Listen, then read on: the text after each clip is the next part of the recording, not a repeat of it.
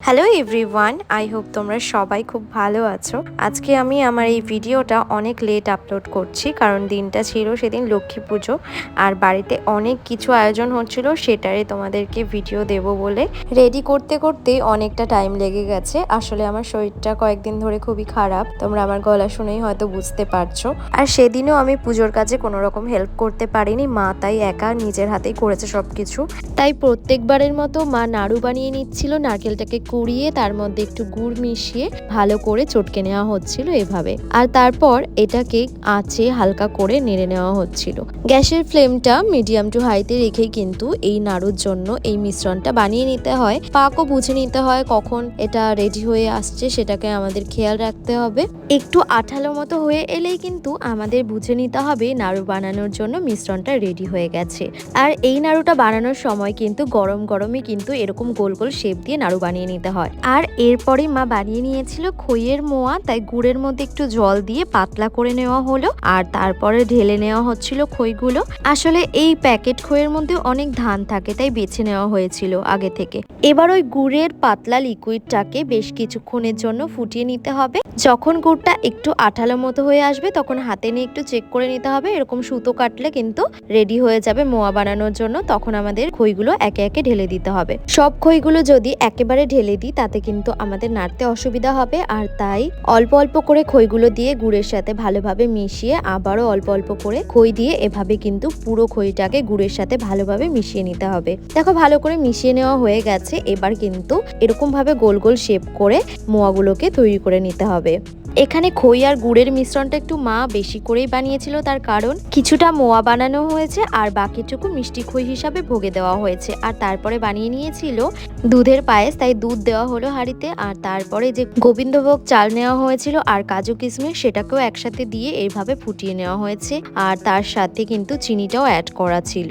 আর এভাবে যখন ফুটে উঠেছে তখন নামিয়ে নেওয়া হয়েছে।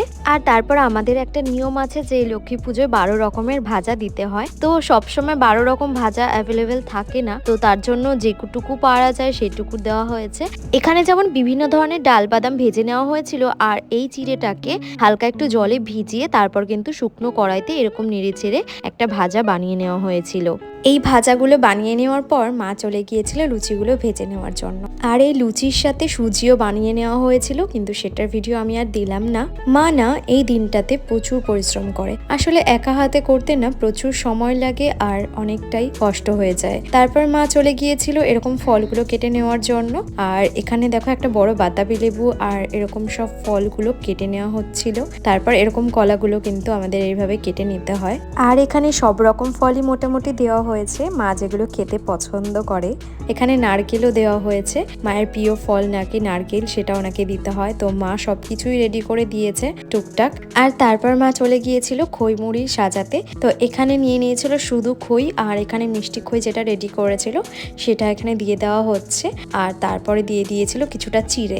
এগুলো তো মোটামুটি সাজানো হয়ে গেল। এবার দেখো মা সাজিয়ে নিচ্ছে প্যাকেটজাত বাজার থেকে কিনে আনা যে নাড়ুগুলো হয় সেগুলো। প্রথমে দিয়ে দেওয়া হয়েছে চিড়ের নাড়ু, আর তারপর দিয়ে দেওয়া হলো তিলের নাড়ু, আর যেটা খই দিয়ে বানানো বাড়িতে সেই নাড়ুটাও কিন্তু এখানে সাজিয়ে দেওয়া হয়েছে। আর তার পাশাপাশি দিয়ে দেওয়া হয়েছে 12 রকমের ভাজা যেটা করেছিল মা আগে সেটা। আর এখানে কিছু খেলনা বাতাসা এগুলো দেওয়া হয়েছে। আর তারপর ঠাকুরটাকে ভালো রকম ভাবে মা আলতা, সিঁদুর, হলুদ, ধান, পদ্ম ফুল এগুলো দিয়ে সাজিয়ে দিয়েছে। আর এখানে 5 রকমের ফল আর মিষ্টি, দই, পান, সুপারি, আর আমাদের আড়ির ডালায় পুজো হয় তো আড়ির ডালার ধান, একটা সিঁদুরের প্যাকেট, পান সুপারি, সোনার উপর এগুলো দিতে হয়। আর সেগুলো হচ্ছে দিয়ে দেওয়ার পর এখানে সব রকমের খাবার আইটেম গুলো রাখা হয়েছে। আর তারপর ফ্লাওয়ার বলতে আমাদেরকে স্পেশাল একটা ফুল দিয়ে পুজো দিতে হয়, সেটা হচ্ছে টুনি ফুল। এই যেখানে টুনি ফুলটা রাখা হয়েছে, আর যেগুলো নর্মাল ফুল সেগুলো দিয়ে কিন্তু আমাদের পুজোটা দেওয়া হয়। তারপর ঠাকুর মশাইও চলে এসেছিল আর এগুলো সব সাজিয়ে নিচ্ছিল, যেমন ধান, কালো তিল, পঞ্চগুড়ি এগুলো দিয়ে। আর তারপরে এখানে স্বস্তিক আঁকা হচ্ছিল ঘটের উপর। ঘরটা এরপর বসিয়ে দেওয়া হলো, আর তারপর আম পাতা আছে, তার উপর লাল সিঁদুর দিয়ে এরকম ডট করে দেওয়া হলো, আর তারপর জল দিয়ে দেওয়া হলো, আর কোষাকুষিতে এরকম জল নিয়ে নেওয়া হয়, আর ডাবটা এরকম সাজিয়ে দেওয়া হচ্ছে। তারপর এরকম ঘর সাজিয়ে নেওয়া হলো লাল চেলি দিয়ে।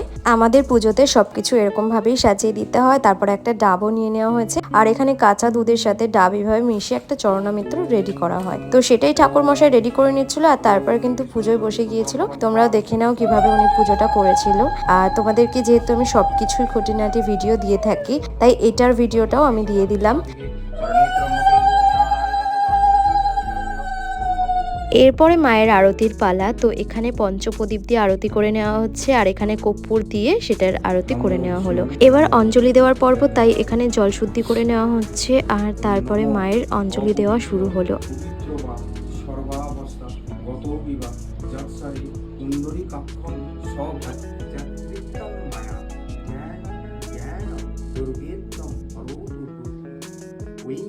আর এভাবেই কিন্তু লক্ষ্মী পুজোটা প্রতিবারই বরাবর আমার মা এভাবেই করে থাকে।